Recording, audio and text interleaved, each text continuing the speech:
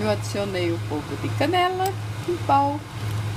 E quando a banana está da cor da canela, ela fica vermelhinha, assim, está no ponto, o doce está pronto. Certo? Aí é só colocar um pouquinho mais de água para a calda não ficar muito grossa e girar. Deixar cozinhar mais um pouquinho, só uns 5 minutinhos, para a calda ficar mais fina. E o doce de banana fica assim, ó.